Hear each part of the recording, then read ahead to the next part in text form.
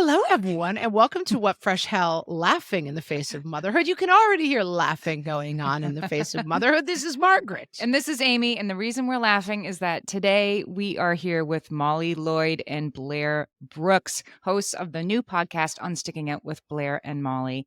Many of our listeners might remember Molly and Blair from their previous podcast co-hosting job, Toddler Purgatory. We're so excited that Molly and Blair are back with their new show. Just a little bit about Unsticking It. In each episode, Molly and Blair delve into the world of overcoming your creative blocks with practical strategies, skilled insights, and inspiring stories to help you find your way back to you. That's what we're going to talk about today. Welcome, Molly and Blair. Thank you. Thank you for having us. Thank you for having us. It feels like coming home, like a homecoming. Here we are, face to face. That's the Silver Spoon soundtrack. Oh, Yeah, very nice. Oldie Deep like cut. alert if Yes. you didn't recognize it. Wow. So let's talk a little bit about the origin story. Like any great Marvel villain, you have an origin story for your podcast, Unsticking It. How did you come to find the theme of Unsticking It? Take it away, Blair. Oh, all right then. So Molly and I, this was during the pandemic. What wasn't during the pandemic? It was We're all still in during the life. It's hard to pandemic. remember. But Molly and I, if our listeners don't know, we're both actors and mothers and all the things that come with that. And we were finding ourselves being fulfilled in ways, but not in other ways. And just kind of like chasing our tails and trying to figure out what was missing. And what we realized was it was our creativity. It was like back to our like home base. Like now, it's a theme. And we said, okay, what can we talk about to not only help our listeners, but really just help ourselves? And how do we feel right now? And the overlying thing was we feel stuck. We are stuck in the rut of motherhood and all the things that are coming with that. And then our industry turned from we're going into the city to auditions every day face to face to self-tapes.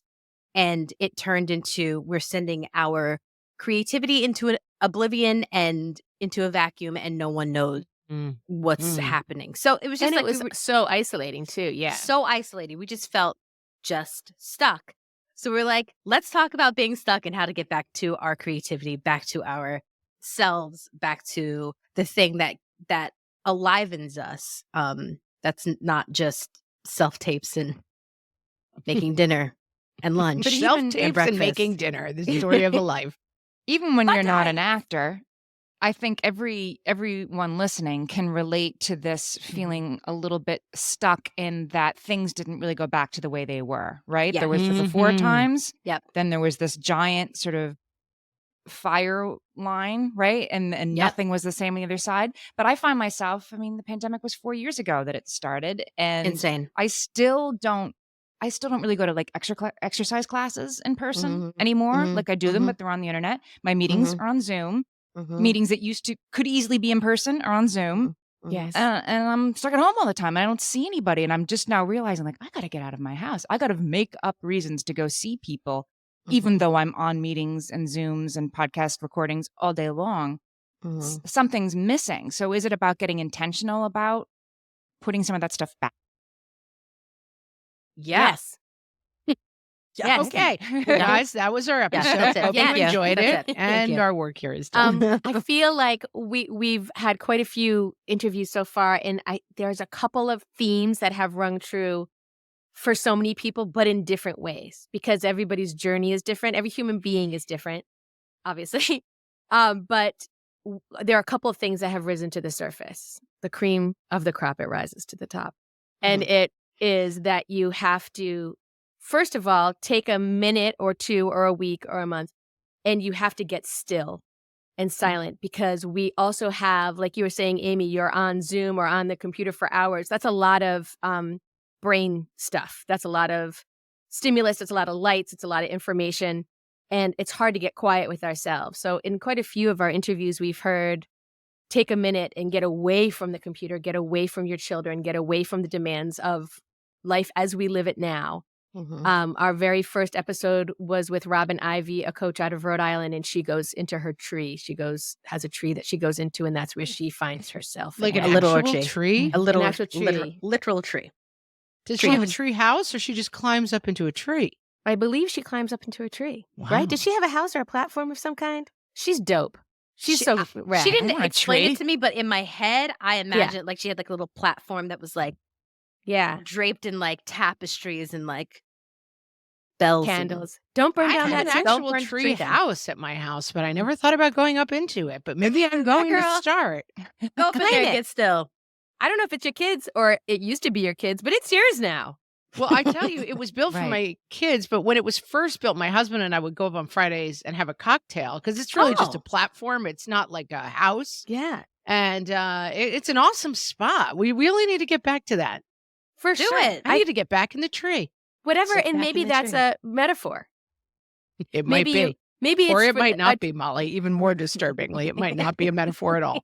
But we all have to find our tree. That's Yeah. really that. That's the end of the episode Find your right tree. there. Find your So tree. I have a follow-up question about the tree. Yes. Are you going up in the tree, whatever your tree is, find your tree, hashtag find your tree. And then when you get there, is it because then you'll suddenly be unblocked, or is it like, oh, now I know what I'm going to write about, or is it you're just going in the tree to do nothing? Like, is it nothing first? Is it silence to get better ideas?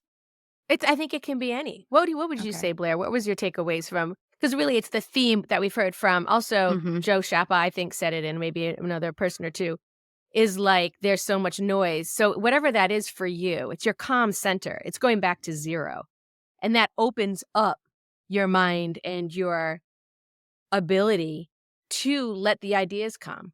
To feel like more like yourself and remember what the heck you're doing here on Earth, right? Because I don't know about you guys, but I hamster wheel it every day, all day. And I just need to stop. Like I need to find my tree. I definitely remember Amy talking about a story that Lin-Manuel Miranda who has a famous hamster wheel kind of a mind, I think, as writing kind of self-autobiographically in Hamilton about that kind of mind. That he was like searching for his next musical after in the Heights. And then his wife kind of convinced him to go on vacation. Yes. And on the beach, he picked up the Read that Hamilton book. And Mhm. the musical kind of came to him. And you talk about Amy, J.K. Rowling being on the train, right? That she got on a train. She didn't have her phone. She didn't have anything. She just stared out the window of the train. And this idea came to her about like a wizard boy going to a special school. But but that's what I'm asking about. Like, I think it's the stillness that allows stuff in. The stillness that allows for that, but it's still worth doing even if you don't get the $1 million idea. Like, I think if you go up into the tree, like, where's that idea? I'm silent. That's the problem. It's got to be real stillness. Right. Yeah, it's pressure free. Yeah, it's the idea is like go in to clear out and to not put any pressure on or any expectations on that. I'm here to get the idea. I'm here to get the inspiration. It's more like, let me just clear all the noise out, all the stuff out so that I'm inviting the idea in to come whenever it may. Yeah, I Does that make find sense? I do the little comedy bits for our show, which basically, I mean, Hamilton and Harry Potter and the comedy bits, I think we're all recognizing all that they exactly exist the on the same same. plane, right? For sure. Let's be clear.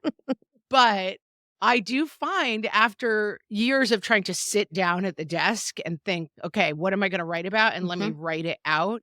That what my practice with them is that I ask Amy the night before, what's our episode about? Because I never know. And then I leave it for 12 hours and I walk and I go to pick up and I do other things. And at some point during that time, usually something will come to me like, oh, this is a funny part of that theme that I could do. Yeah. And that it's much more productive than sitting down with like a blank piece of paper and a pen and, okay, let me think up pressure. something. Yeah, for sure. Yeah, that's basically what this is doing is creating that space. It stops the hamster wheel in your brain. And then the second thing that has floated to the surface for me of many things is then you can just do the thing, whatever the thing is. And again, like we're talking about, this podcast Unsticking It is not just for actors. It's not just for creatives. It's about going back to your creativity in whatever you do in life. Bring creativity to your accountant job. Bring creativity to being a surgeon. It's like problem-solving creativity and that kind of thing. And, in fact, actual creativity. Like Kristen Wiig making the cupcake in Bridesmaids. She just needed to get back to the thing that used to light her up, right? And maybe it's not cupcakes anymore, but for her it was. I'm not telling our listeners to make a cupcake, but do it if you want. But could it hurt? Let's be honest. Could it Never hurt? hurts. Not at all. I have never heard anyone be like, I really regret making that cupcake. What was I that thinking? phrase has never been said in this modern American language. I shouldn't have made that cupcake. But it's not about like adding something, right? It's not like what you really need is a cupcake practice and then you'll be fulfilled. It's about finding that thing. Or even a tree, right? Liked. I mean, yeah, what you really need is to climb into a tree every day at 5 o'clock. If you don't have a tree, forget it. Forget it. This isn't for you. This is only for people with tree houses, this podcast. Yeah. Amy, you're out of luck. Whatever that thing is. And I think it's about finding that spark again. It's just about finding your creative spark again. And we try to provide tools. We steal so many ideas from our friends and we'll do it again. We'll do it again and again because they are smart and we are trying to get out of this rut we're in.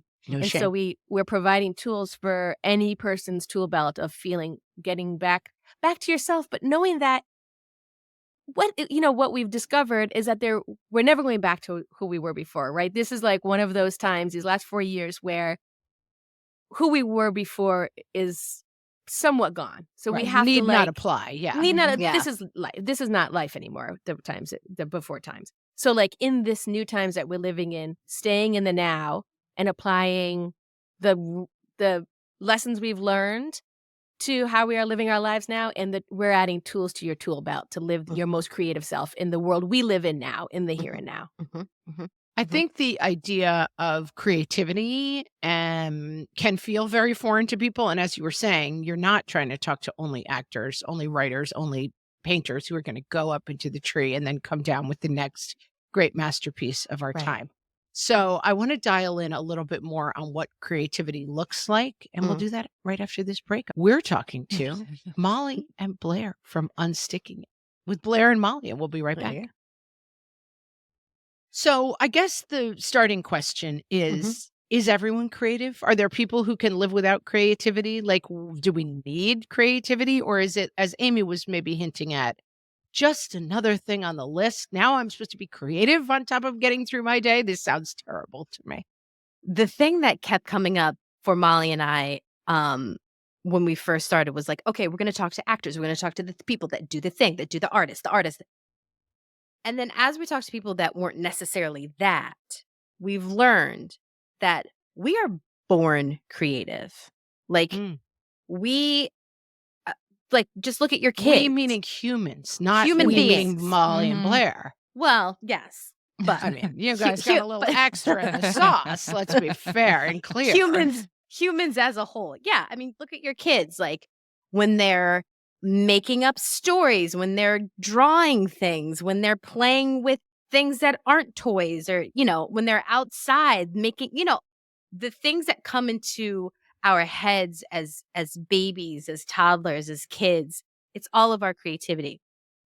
And then what happens is that we grow up and then we get designated by school, by family, by friends as to who we are.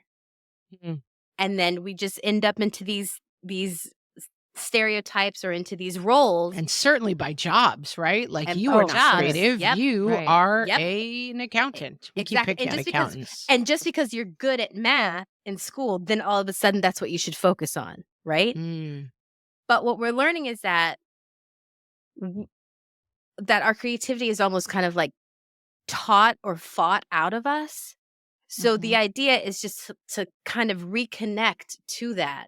And it's all a part, like, again, like going back to getting still and doing all the things to get back to that, because it's never gone, and it is easily tapped into because it's energy.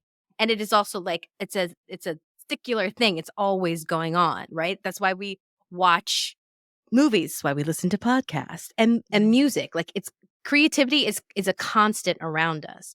So we just have to get still to get back to what it is inside of us that makes us creative. Does that It make makes sense? me, yeah, It it makes me does. think of like Margaret and I know a woman who wraps her presents at Christmas time with dried oranges and cinnamon sticks, There you right? And go. twine, and like they're There you works go. of art. Or There you another go. friend who gets up on Sunday and says, I'm going to braise a lamb shank tonight, and like spends all day on Sunday thinking Love about it. that cooking. These are Mhm. two people who made me feel bad about myself for a time that I wasn't way. wrapping my presents or braising lamb shanks, Right. but now I kind of understand it as, oh, that feeds them. I don't really care what my presents look like. Yes. And I definitely want dinner on the table in the fewest steps possible. Yes. But I am a creative in other ways, right? They Yes. don't Mhm. they don't Mhm. need to pick up a pen and try to write something that doesn't feed them. So it's about finding your like, I guess finding that thing. You're the best Yeah. present giver in the world. Yes. Yeah. There's no And rules. it feels like it dovetails with like finding joy in a very fundamental way, that like joy and creativity Yes. seem to be on the same line. And that Yes. Wow. we've often said on the podcast, it's okay to have one thing. Like I find my one thing for years was birthday cakes. I made extremely elaborate, like Aw. every Toy Story character arranged. The bed was made of fondant, Andy's bed. They Oh were all my sitting on gosh. the bed. Like Yes. that was my thing. My mom's thing, unbelievably elaborate Halloween costumes. I had Yeah. a Statue of Liberty with hand dyed green, bed sheets that she Yes. dyed Amazing. green. Yeah. Pulled up the picture and copied exactly what it says on her book and covered, construction paper covered the book. That was There you her go. thing. There you Yeah. go. But she, would just as happily, I don't know, wrap presents in a bag and throw them under the tree. That wasn't Right. her thing. Mhm. And Mhm. I think it's interesting. Something else that I heard an echo of that I haven't really thought about that Amy was talking about is I do think sometimes we're like intimidated by other people's creativity and joy, and we want to kind of like shoot an arrow at it or make it Mm. stop or laugh at it. Make Like, it Mm, stop. mhm. Yeah. I don't know Yeah. what is Yeah. that human instinct to be like, you Mhm. go to Renaissance fairs? What kind of freak are you? Right, And it's like, right. well, maybe that's that person's joy and creativity. Yes. But Mhm. why do what is that instinct we have to Mhm. like Mhm. poop all over someone's joy? Mm. Mm. Yeah. Mm. Are we threatened by it because we are always comparing and despairing? Mhm. Well, it feels like, right, like, look at them being joyful while I'm just Yeah. working here. I Mhm. don't Yeah. know. I think Mhm. that's right. And when you're a mother, often sometimes that creative thing becomes your kids in ways that maybe are sometimes not so healthy, but sometimes very healthy. Like when my daughter was young enough that I could dress her in whatever I wanted, like she was my American Girl doll. Like putting Mhm. her in adorable outfits was my jam. I loved it. Mhm. Mhm. And Or let me say, as the benefit of her hand-me-downs, we're now Right. loving it. Right. Hey, My nice. daughter, who is 5 years younger than Amy's daughter, is Gets just the living her stuff. best life right now. When Yes. those garbage bags full of stuff come from Amy's house, we're like, it's on. It was so fun. Now my daughter's outfits are her own creative outlet, Mhm. and of Mhm. course, Yes. I need Mhm. not apply for that position because it's been filled Exactly. by her. Exactly. But I had fun with, or I'm thinking like you can get over involved and say like your kid's science fair project or whatever, Yep. or but like kids' Halloween costumes. It is a way for moms to be creative, and then it's another probably thing we lose when they get older. And like, Mom, nobody wants a homemade Halloween costume. Right. I'm just going to put a Yeah. pillowcase over my head, like leave me Right. alone, right? And be Right. cool. And be cool, right? You should see Blair's table settings for her kids' birthdays. Oh, tell us about them. Oh my It's gosh, just Blair. that's my listen. Cooking and being like creative for birthday parties, that's my jam. That's my jam. I That's love your that stuff. thing. That's your Yeah. joy. Yeah. And it is an outlet for your creativity. Mhm. I Mhm. also think it's the competitiveness that is inherent in motherhood, which is sort of unfortunate, makes me show up at Blair's daughter's birthday party and think like, look at her making a fancy table. I Interesting. just Think she's so put cool. paper. She Interesting. thinks she's so Little miss great. herself. And Yep. that's some part of myself that's feeling that Blair's birthday table is all about me somehow. It's a personal Right, attack, right, frankly, right, on me right, and my right. parenting.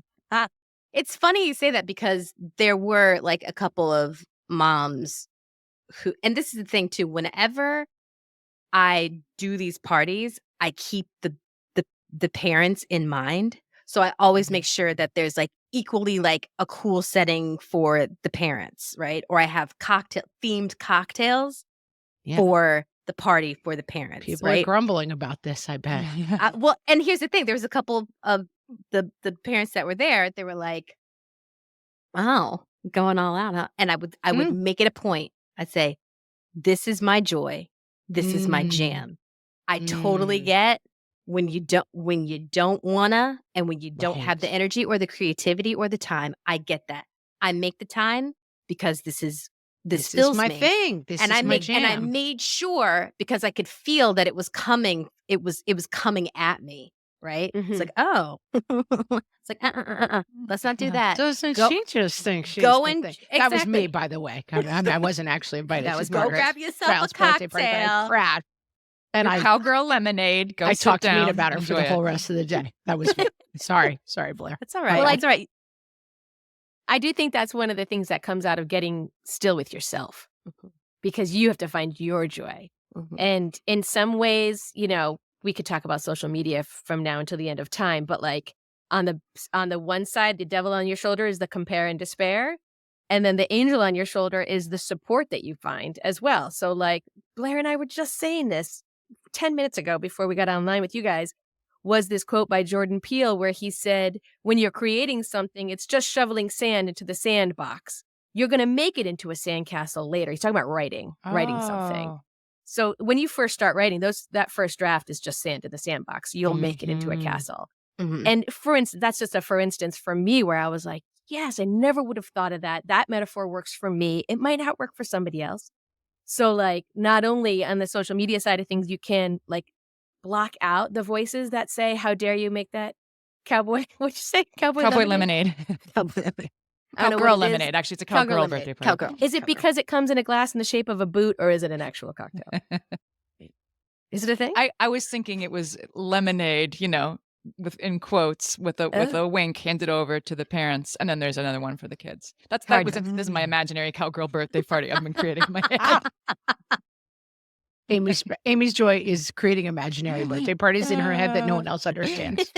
I'd go to that party. My daughter, when she was 5, so that's what she wanted, a cowgirl birthday party. So I had one, but most of my stuff was outsourced from Etsy, and I did not have a bespoke cocktail for the grown-ups. I wish I could go back. Sorry, everybody. In your Maybe next you can. life. Right. Next time. So if you're having a hard time siphoning out, is that the right word? Like a colander, Sure. the good stuff, let the good Sounds- stuff through of sounds social right. media and stop the crap. If you're having a hard time stopping the crap, get quiet. Shut it off. Obviously, we all know the virtues of shutting off our electronics, break. etc. But like that's about getting still with yourself in your platform treehouse that you've decorated. Yeah, I think I'm looking at you, Margaret. also the sandbox metaphor is super useful in terms of creativity, because there's a lot of bravery that's inherent in creativity that I think that we sort of forget about, and that sometimes we find that it's like, well, I want to write the best novel ever and win every prize and have it be the greatest thing ever, or I don't want to do it at all. And that the idea of like, what if you're just throwing sand for the next couple of months and into the sandbox, and then we're not even thinking about sandcastle, that the end sometimes is the enemy of starting. Yes. That my old writing mentor once uses the expression a lot, perfect is the enemy of done. And it's like the idea that like at a certain point with drafts, I'd be like, I don't know, this draft he's like, it may not be perfect, but it is done. And done is better than perfect sometimes. Yep. And that I think sometimes my husband suffers from this, and we laugh all the time because he'll show up with like no birthday present for me because he wanted to hire, paratroopers to dive out in the shape of my name and deliver me, this thing that I want. It's like, next time, just buy a necklace and hand it to me. It's much better than the dream of the thing you were going to do that was going to be so great. But don't let you find the necklace a couple days before, and then you open the box and it's a CD. That's a Love Actually reference. I missed it entirely. You say necklace, and I immediately go to Love Actually. He bought there's the this- necklace for the girlfriend necklace. instead of her. And Emma Thompson found it in his pocket and was so excited. And then on Christmas Day, she gets a box the exact same size. And it's a Joni Mitchell double CD set. And then she goes into the bedroom and has the most devastating scene because she has to keep her devastating. She has to keep her, you know what, together because it's Christmas and the kids are there. She goes in and she puts on the, I'm getting goosebumps. She puts on the CD and it's a Joni Mitchell CD, the saddest thing you've ever heard. And as she's standing there trying to hold herself together, she looks down and she smooths the bedspread with one hand because she has no control over anything else in her life in that moment. So she has to control the bedspread. She's like, I better smooth this. And then she goes out there and she goes, yay, Christmas or some BS. And then it's devastating. Get into it. I got to check it out. Wow. I'm a Love Actually person. Wow. Oh, it's actually not a great movie. No, it's not a good movie, but I haven't even seen it. I just know that happens. It's just one of those, like, I have the plot in my DNA now. Carved out. Flawed movie. Good one. Great scene. It's a good one. We're talking to Blair and Molly from Unsticking It. When we get back, let's talk about having permission to go bigger with our creativity. So here's my question about being a mom and having this creative outlet, which I agree we should have. And I agree it doesn't have to be the same as somebody else's or big or important or whatever. But I think sometimes as moms, we think that, like, I love sewing. I love making these jackets. I'm actually really good at it.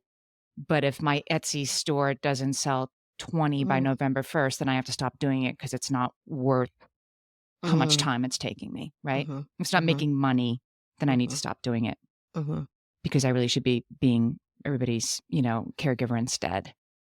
How do you, if somebody came to you, say, like, with that, like, well, I want to do this, but it's not working and I can't take this time away from my family unless it's financially supporting us, how do you sort of retract that so you don't just sort of give up and become an uncreative person?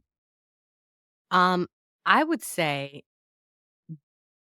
unless you absolutely have to, don't do it for the money. If it's a financial situation that you're in and you need to provide for your family, go do something that's not going to suck your soul, right? Or do something that will suck your soul. But leave the creativity for saving your soul. And I mean, I would also say, like, for Molly and I, another part of our journey has been we enjoy working together so much. And we not only do the podcast together, we've shot commercials together, but we started writing a movie together. And we got 70 pages and then we got stuck. So I think it's also finding your community, finding the people that that call to your soul, that feed your soul, and give you the permission to just do the thing that you love. Because the yes to it is what will lead to maybe financial gain, maybe to a dope Etsy shop. But I think that just start from yes and just do the thing first, just to get that feeling, especially as a mother, because I know on a Friday night at 7:30, I am done, depleted. There's no creativity. There's nothing, right?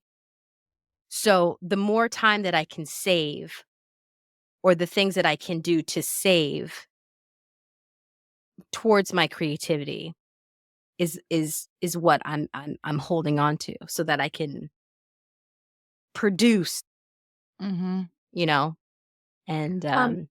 yeah.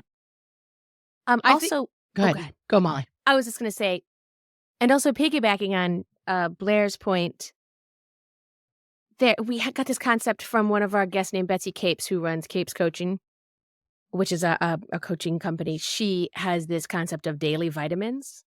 I call them bite-sized chunks, but, like, what can you do every day rather than putting all your eggs in the Etsy basket, right? For that example, for instance.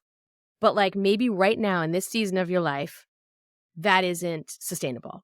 So take a minute, get silent, get in your tree, and figure out what is. And it's your daily vitamin, that little thing that's going to keep you going as a human being and as a creative person, which every human being is. And so what's your daily vitamin? What's the thing that's going to work that muscle? Because creativity is also a muscle. And to Blair's point earlier about life prioritizes the other muscles. You're good at math. Everyone's like, well, guess you're going to be a mathematician, right? Finance, here we come. Yeah, here we come, finance. I never got that call. Missed that call. I was away But from the then phone your that day. your creative muscle has maybe not been worked in a while. Your motherhood muscle has. Your keeping your family alive has. Your survival the last 4 years or more has. That muscle's pretty strong. So now give yourself the space and the grace to say, I think this other muscle needs a little something every day. Yeah. And maybe that concept of the daily vitamin might work for you. Again, just another tool on your tool belt. It might not work for everybody. Yeah.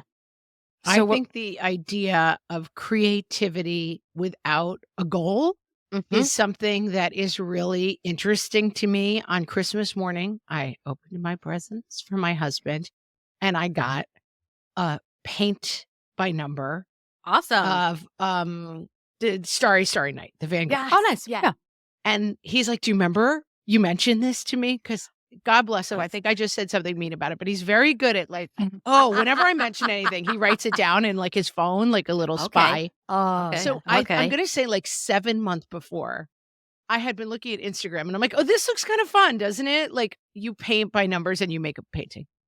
And I opened it on Christmas morning and I was like, this dude, like, when am I going to have time to paint Starry Night by Van Gogh? Right. all that blue. All that Why blue. was he listening to me, you know? Meanwhile, I'm going to say 3 months ago, I opened the box and I'm like, whatever. It was during football. We were watching, like, getting ready for the Super Bowl, the playoff games. I'm like, I'll paint my Starry Night. I loved it. I work creatively all day, every day. Like, I don't actually need a creative output, but I'm realizing, like, a lot of my creativity is on a deadline and it's for work and I got to get this handed in and I got to think creatively about this.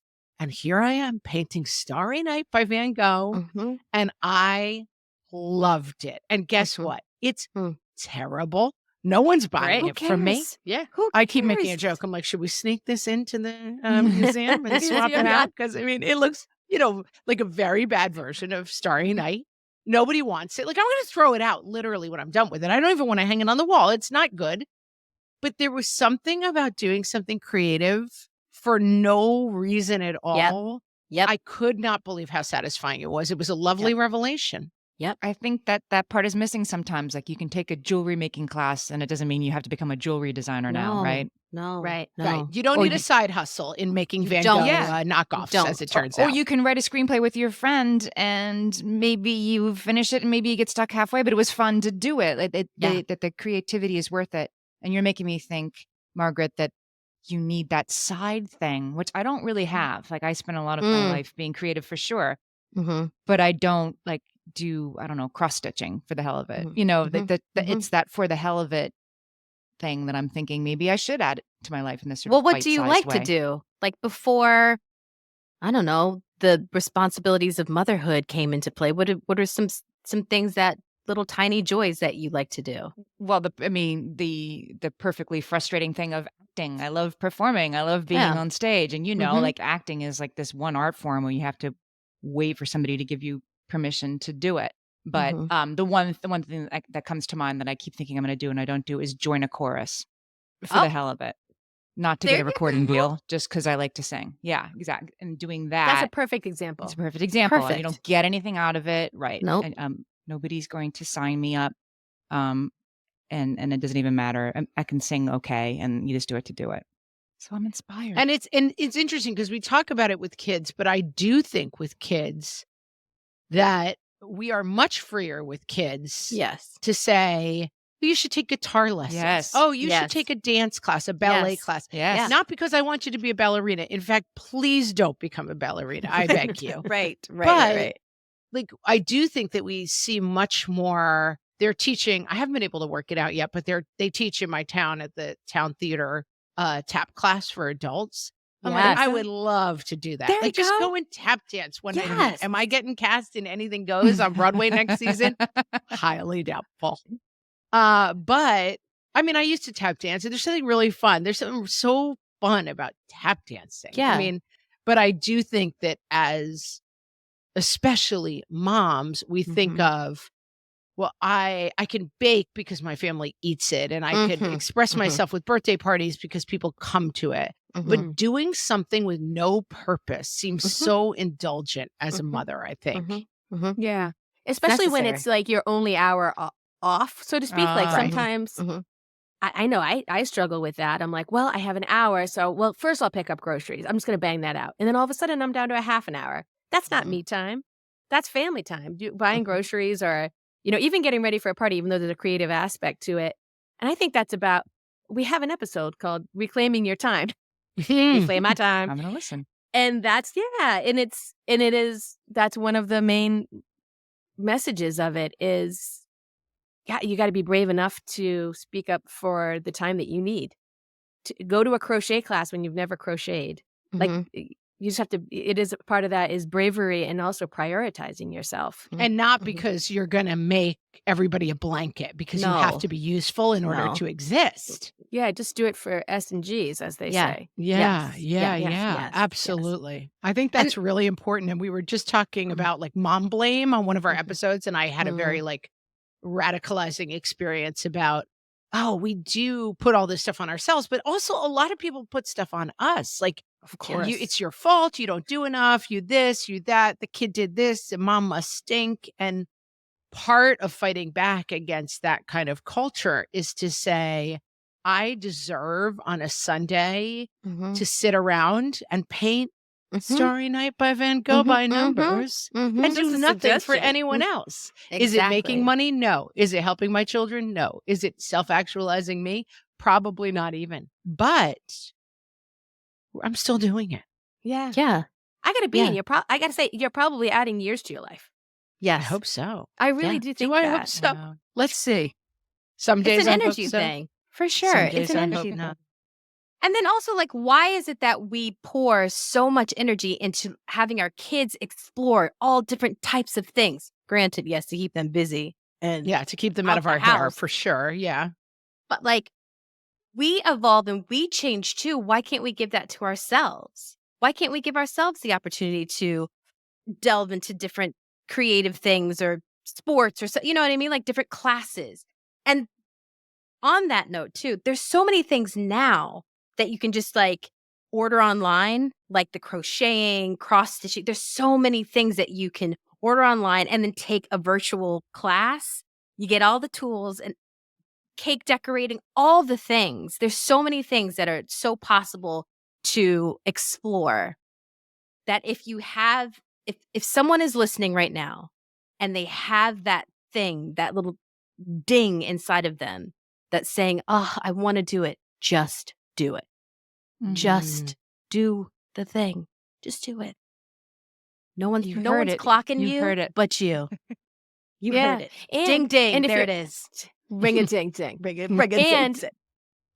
And if you're somebody who says, I don't feel good enough or brave enough, or I feel so isolated. Man, I know we said isolating earlier, but like as being actors, but boy, can there be times in motherhood where you feel isolated.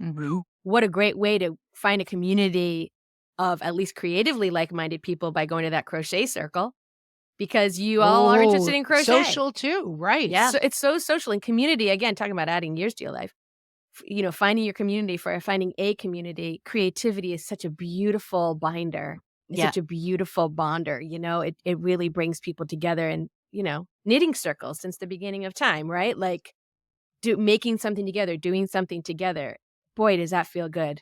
And you feel so fulfilled. Fill yourself, because sometimes it can feel empty, this life we live. Well, Amy's going right now to sign up for that I'm choir. like, I can't She's wait lit up. I can see it. to go sign up for to go sign up for All right, a course. talk amongst I'm yourselves do for it. a second. I'm going to show you my Van Gogh. Hold on. All right. Yeah, Okay, great. Amy, you should go to like a local church or something. And I mean, Right. Oh no, you're like, I have a list. I've been keeping a list, and then it it lives on my list of things to do, but the tax forms jump the line, right? And that's Of just how course. it goes. And that's how our lives are. But you have to pay. Hey, Guys, it ain't look bad. at that. I'm telling you what. look at that. Am I Margaret, are am I you in kidding Amsterdam right now looking at What? Starry Night? Me? I mean, at perfect for a podcast am I show at- and tell of my painting. But look, Margaret, am I at the Van Gogh Museum? Van Gogh. don't you That's think I could good. sneak that into the Van Gogh Yes, Museum and take 100%. a Like little one? lean it Like that against woman there. who fixed the Jesus and the church in Oh, Spain. And it made it look crazy. Nobody will awesome. be able to tell. See, do a painting and someday you can show it off on a podcast where no one can see it. It's perfect. Talk about pointless creativity. Yeah. They're like, hey guys, on the podcast, look at my painting that I did. It's starting. It's good. Maybe you can link a photo I'll put a because it is picture good. on Facebook. Yeah, I'll put a picture on Facebook. Yeah. Why not? Yeah. It's good. And I think you're right to hit upon the thing of like, you're not doing it to sell it. Well, you could sell that. It's very good.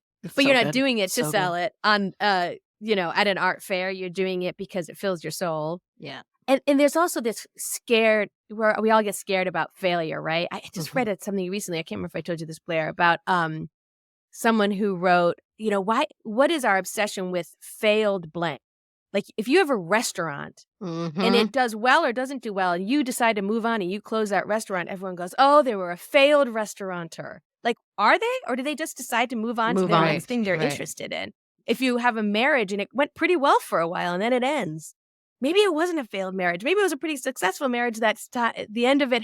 It's time. It came to a close. Yeah. I think that's very American too. I dated a gentleman from a foreign land for many years, and he was always talking about only Americans think that a silver medal is a failure.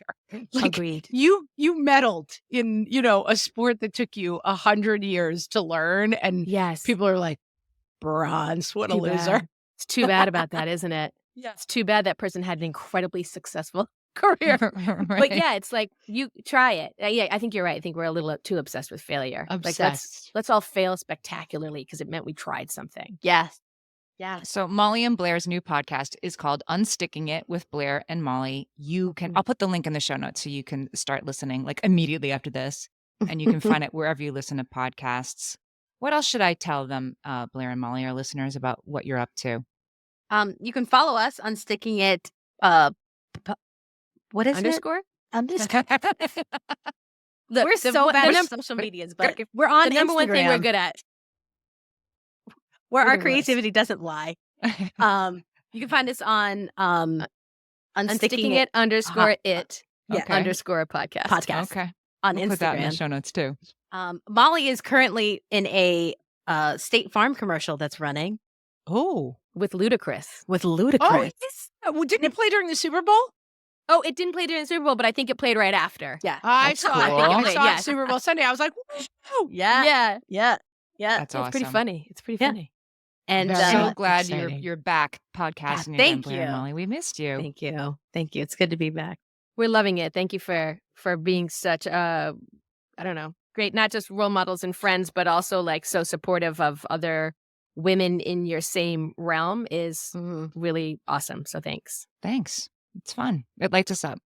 Well, friends, check out Unsticking It with Blair and Molly wherever you get your podcasts. And while you're there, make sure for all of our sakes, even with What Fresh Hell, that you are subscribing, following all of these podcasts so that they will always be appearing in your feed. And with that, Blair and Molly, thank you so much for talking to us today. What a fun conversation. I wish we could do this every morning. I know. Thank you.